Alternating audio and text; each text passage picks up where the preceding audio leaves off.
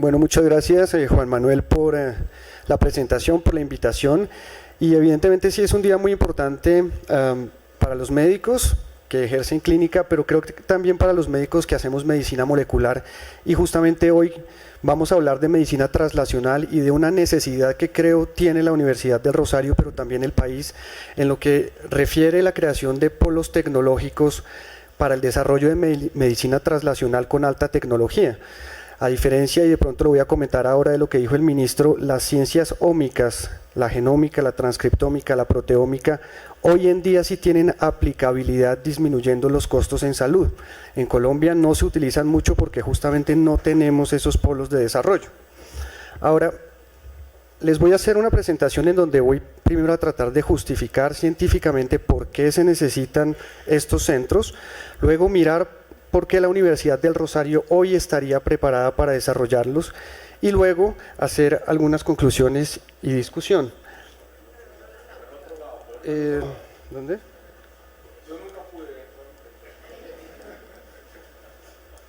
Listo. Muy bien, algunas generalidades de la definición de las enfermedades crónicas no transmisibles de la Organización Mundial de la Salud es simplemente decir que son enfermedades frecuentes, incurables, costosas, con alta comorbilidad, pero que son tratables, es decir, la calidad de vida de las personas puede mejorarse. Para el otro lado de allá. Listo, ya entendí bien. Va a volver a pasar de todas formas. Estas enfermedades son frecuentes, entonces es un problema de salud público porque más de 38 millones de personas en el mundo cada año mueren por estas enfermedades, es decir, personas que han sido afectadas por estas enfermedades luego se contabilizan en los datos como personas fallecidas. La mayoría de estas muertes a nivel mundial son producidas o se producen en los países de ingresos bajos y medios. Ay, Dios mío. Las enfermedades cardiovasculares tienen el primer lugar en frecuencia, luego el cáncer, las enfermedades respiratorias y la diabetes. Estas son enfermedades que todos conocemos bien, pero hay otras enfermedades, tal vez un poco menos conocidas también, crónicas no transmisibles, que desmejoran la calidad de vida de las personas y aumentan los costos en salud. Yo les voy a hablar rápidamente de dos de ellas, que son enfermedades de la reproducción humana, de la infertilidad humana, y las enfermedades autoinmunes. La gran problemática que hay aquí desde el punto de vista de la medicina translacional es que la mayoría de estas enfermedades no se conocen las causas, lo que quiere decir que probablemente, y pues nosotros trabajamos en eso, las causas moleculares están íntimamente relacionadas. La infertilidad humana es una enfermedad frecuente, 15% de las parejas consultan por esta causa, es decir, son hipofértiles o infértiles, y entre ellas una que nosotros trabajamos es la falla ovárica prematura. La falla ovárica prematura simplemente son mujeres que llegan a la menopausia antes de los 40 años de edad y en la mayoría de los casos no se conocen las causas. Nosotros evidentemente pensamos que hay causas genéticas y hemos trabajado durante los últimos años en estas enfermedades. Aquí vemos un folículo normal en donde hay folículos, el folículo es lo que está alrededor de los óvulos o ovocitos, y en la falla ovárica prematura pues no hay folículos, por lo cual se desarrolla, digamos, una hipofertilidad primero y luego una infertilidad. Desde el punto de vista molecular, pues hay una gran complejidad relacionada con el proceso fisiológico de formación de los folículos, es decir, durante el proceso que lleva finalmente la fertilización desde el lado femenino, pues tiene que formarse el ovocito, y en este proceso hay una gran cantidad de moléculas implicadas que van desde la formación de los folículos primordiales, primarios, secundarios hasta la ovulación, pero luego para que se lleve un embarazo a término pues se necesita que haya una fecundación, una implantación y el desarrollo normal del embarazo, y en este proceso pues hay una cantidad de moléculas implicadas. Estos son los genes que están relacionados con las diferentes etapas de este proceso. Aquí ya lo que podemos pensar es que es difícil seleccionar un solo gen que pudiera estar dañado y que pudiera causar la mayoría de los casos de fertilidad. Es decir, que muy probablemente estas enfermedades son de origen oligogénico o poligénico. En la fertilidad masculina igual, hay una gran cantidad de moléculas de genes que están relacionados con las diferentes etapas del desarrollo de los espermatozoides.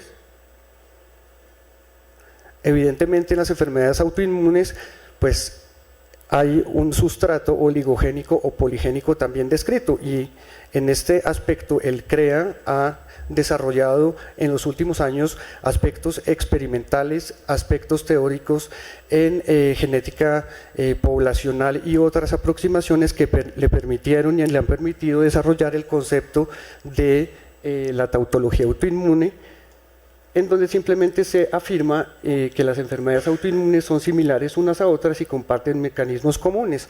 Esto nos hace pensar a nosotros en una evidencia oligogénica o poligénica. Para entender un poco más esto, son cosas súper sencillas, no voy a entrar en detalles, es para entender cuál es la importancia de las ciencias ómicas. En una célula, las células componen todos los tejidos del cuerpo, fisiológicamente y patológicamente. Hay dos compartimientos, el núcleo y el citoplasma. En el núcleo está el ADN, que luego debe salir en términos de información al citoplasma por una molécula que se llama el ARN y luego para formar una proteína. Simplemente les quiero decir que todo lo que concierne el ADN se llama la genómica, el ARN, la transcriptómica, y las proteínas, la proteómica, y hay otras ómicas. Estas ómicas han, digamos, evolucionado de manera exponencial porque desde la descripción del genoma humano hace unos 15 años, la tecnología que ha permitido el análisis de esta gran cantidad de datos ha evolucionado de manera muy importante. Entonces, simplemente para decirles a lo que nosotros nos enfrentamos es que el genoma humano tiene 3.000 millones de bases nitrogenadas, es decir, es un código genético de 4 letras, pero de 3.000 millones de letras seguidas en secuencia. Esto forma unos más de 30.000 moléculas de transcriptoma y un proteoma muy complejo en términos de secuencia, pero también de estructura, es decir, las proteínas son estructuras tridimensionales que tienen además modificaciones particulares y son las que producen todos los fenotipos o las condiciones fisiológicas, pero también patológicas cuando hay disfunción. Así entonces, como lo decía bien el ministro hace un rato, yo creo que sí existe una meseta de limitación tecnológica y de innovación. Eso pasó justamente con el análisis del genoma y esta diapositiva lo muestra bien, porque antes para analizar toda esa cantidad de datos tan importantes, 3.000 millones de bases, pues se tenía una sola técnica de secuenciación, que era la secuenciación llamada de Sanger. Para secuenciar este genoma tan grande, lo que se hizo en su momento con esta técnica hace unos 10 años, en un proceso que duró unos 12 años también, es que el ADN se secuenciaba simplemente por pequeños fragmentos. La tecnología permitía solamente ver 700 bases al mismo tiempo. Así que el genoma humano se describió, se decodificó gracias a que miles o cientos o miles de laboratorios en el mundo se dividieron este trabajo para de 700 bases en 700 bases poder describir los 3.000 millones de bases del genoma humano. Eso duró 12 años. La tecnología que hoy permite analizar el genoma, trabajar en ciencias ómicas desde el ADN, es la secuenciación de Sanger.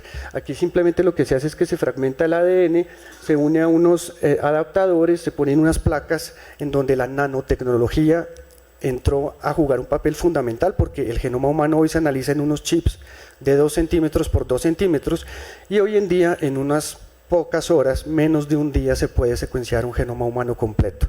Lo que quiero decir es que sí existen límites y plataformas, mesetas tecnológicas que hoy en día estamos viviendo con el NGS. Hoy tenemos una gran cantidad de información, pero no sabemos muy bien estas proteínas cuando están mutadas o cuando en sus estados fisiológicos, cómo interactúan unas con otras. Es decir, en lo que llamamos el interactoma, hoy tenemos problemas en términos de cantidad de datos y de análisis computacional. En lo que no estoy tan de acuerdo, y tal vez lo podemos discutir después, es que las ciencias ómicas, la genómica, no esté aportando a los sistemas de salud. Es decir, voy a poner un ejemplo, en términos transcriptómicos hoy en día se toman decisiones terapéuticas muy importantes en los tratamientos del cáncer, por ejemplo. El paciente se le extrae un pedazo del tumor, se mira cuál es su transcriptoma, cómo se prenden y se apagan los genes en términos de expresión y luego se diseña una terapéutica, una combinatoria de tratamientos para tratar de volver mucho más personalizado el tratamiento y sobre todo personalizar el tratamiento hacia un solo tipo de tumor, hacia una combinación de moléculas, de transcritos y de agresividad de un tumor. Para sintetizar esto, simplemente les quiero decir que las ciencias ómicas hoy en día permiten hacer un trabajo conjunto en lo que respecta a la etiología molecular de diversas enfermedades monogénicas y poligénicas, tratamiento, pronóstico, diagnóstico y también entender mejor la fisiopatología. Nosotros hemos trabajado en esto en los últimos años en reproducción, por ejemplo, simplemente lo que decidimos es hacer algo que llamamos el reproductoma, es decir, seleccionar la mayor cantidad de genes candidatos posibles de los 30.000 que tiene el genoma para diseñar sistemas de secuenciación a gran escala que permita el análisis de estos genes que son candidatos. Algunos ya son causales, otros son candidatos, otros son exploratorios, etcétera. Pero para una comunidad grande de pacientes, 15% de las parejas que tienen hipofertilidad. Así que clasificamos los pacientes según los tipos de disfunción, según las vías moleculares en que puede estar implicado el problema o las vías fisiológicas, para hacer lo que hoy creemos que es posible, es el pronóstico molecular.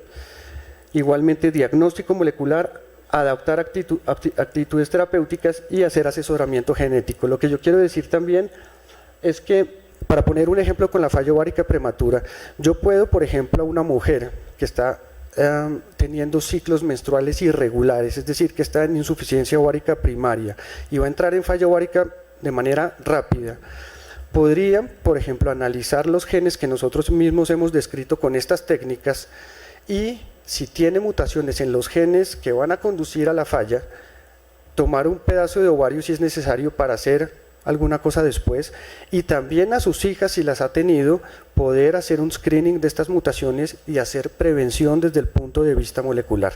Esto lo digo para la falla ovárica prematura, pero es posible hacerlo para muchas enfermedades, las enfermedades cardiovasculares, las enfermedades autoinmunes. Hay una gran cantidad de estudios y de resultados que permiten hoy patentar, vender, utilizar este tipo de tecnología en términos de pronóstico, diagnóstico y potencial tratamiento. Desde el punto de vista del desarrollo de estas investigaciones en la universidad, pues los dos grupos que estamos proponiendo esta plataforma, una plataforma al servicio de la universidad, pero también al servicio del país, está conformado por personas que hoy en día están ya calificadas para esto. En nuestro caso, por ejemplo, tenemos 7 profesores de carrera. Hemos durante los últimos 6 años desarrollado tesis de maestría y doctorado en estas temáticas con una gran cantidad de publicaciones en unas líneas de investigación adaptadas para esto.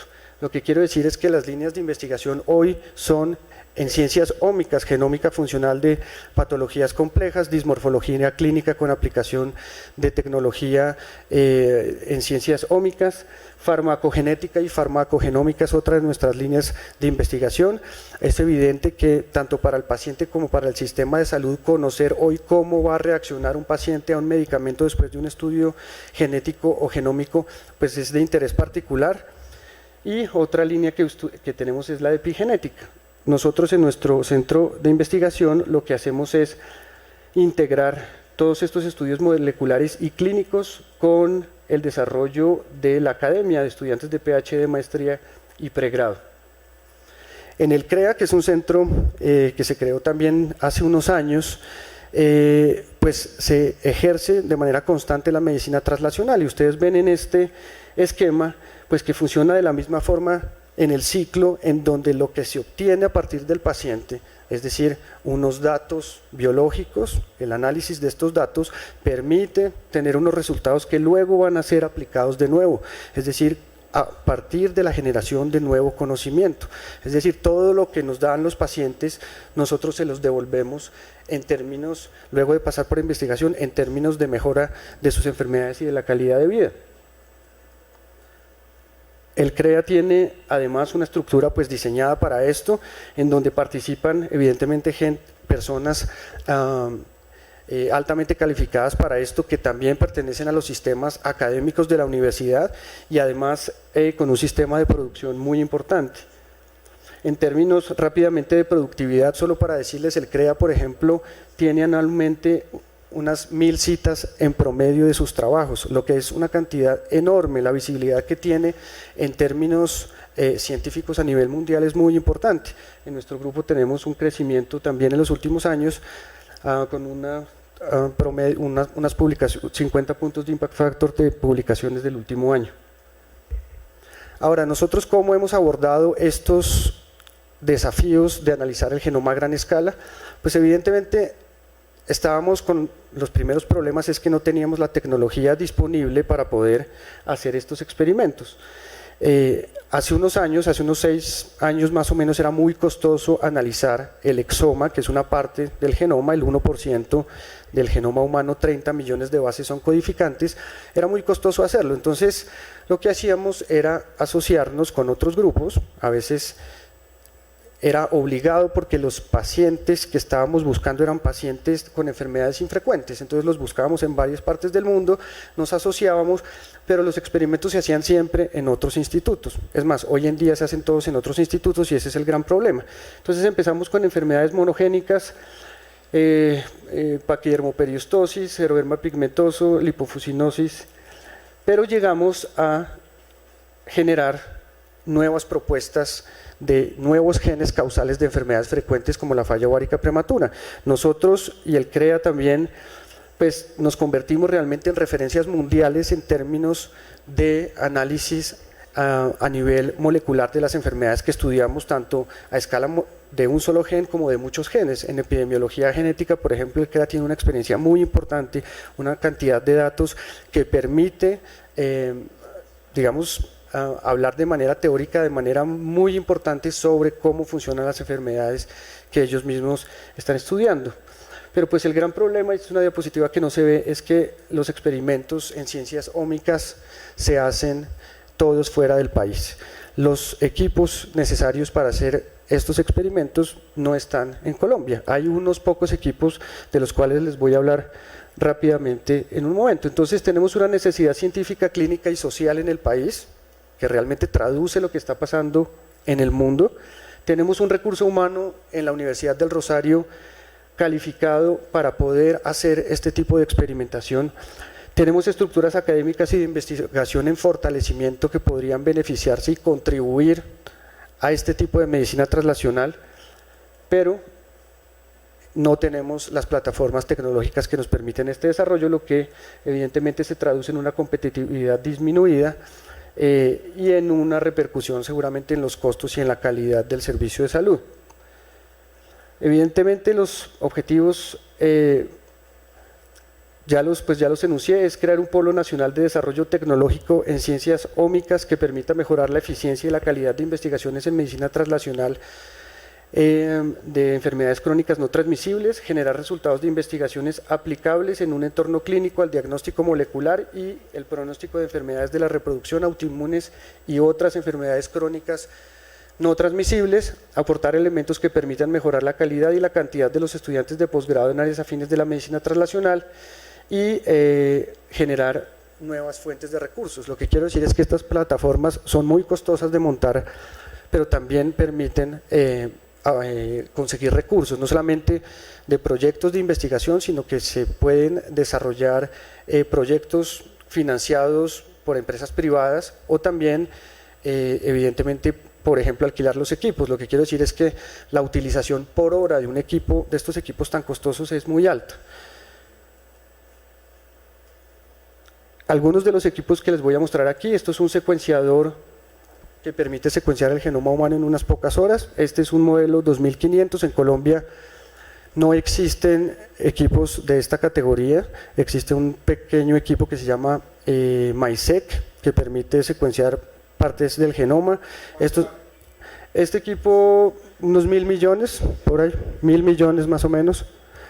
Hay unos, y para, digamos, hacer un punto de comparación, una plataforma de genómica en Estados Unidos, en una universidad, puede tener unos 15 o 20 más o menos. ¿Cuánto? 200.000, bueno, sí, unos 1.000 millones. Bueno, 800, 600, en fin. Bueno, este es un microscopio confocal. Tenemos en la universidad el microscopio de fluorescencia más desarrollado, digamos, de mejor tecnología del país. Pero estos microscopios que funcionan con láser permiten ver exactamente qué pasa dentro de las células. Permite hacer investigación, pero también trabajar en diagnóstico.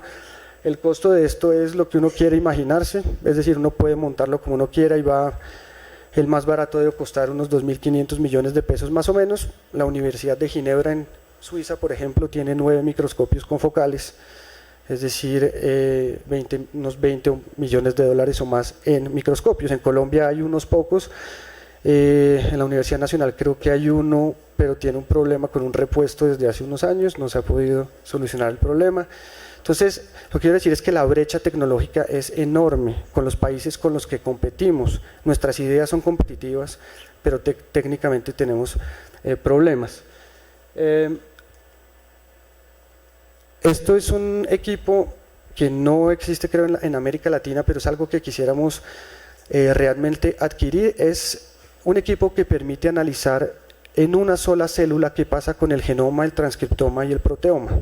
Para nosotros que trabajamos en cosas muy pequeñas, esto para nosotros ya es un poco más ciencia ficción. Lo que quiero decir es que cuando analizamos un tumor, pues cogemos muchas células al tiempo. Cuando sacamos ADN de linfocitos, lo sacamos de una población de linfocitos. Pero aquí es aislar una sola célula, sacar dentro de su núcleo la molécula de ADN, secuenciarla y mirar el transcriptoma en el citoplasma y las proteínas.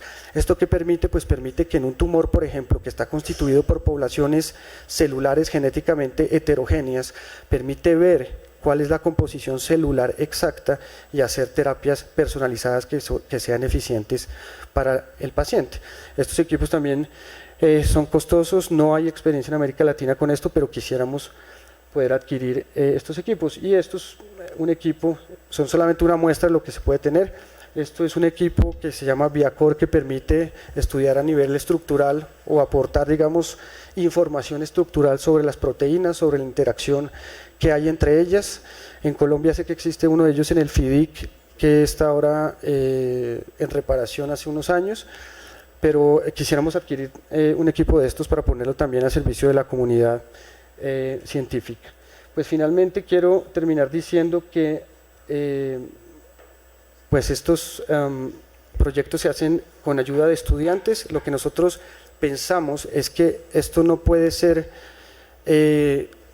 una iniciativa fraccionada ni fragmentada, es decir, necesitamos una unidad funcional en donde estudiantes de maestría y doctorado puedan desarrollar sus tesis, en donde en un mismo espacio, en un mismo lugar se puedan desarrollar tanto las ideas científicas como las potenciales aplicaciones de estas investigaciones.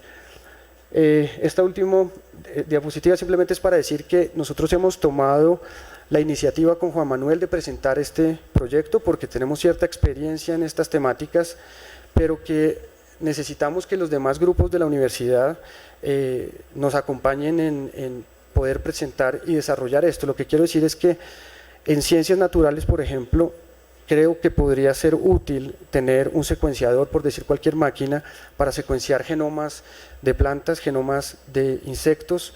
En otros laboratorios de la Facultad de Medicina también creo que podría, digamos, beneficiarse este tipo de tecnología. El grupo Neuros, que trabaja desde hace un tiempo en enfermedades importantes, digamos, desde el punto de vista poblacional, podría también beneficiarse de estos recursos. Muchas gracias.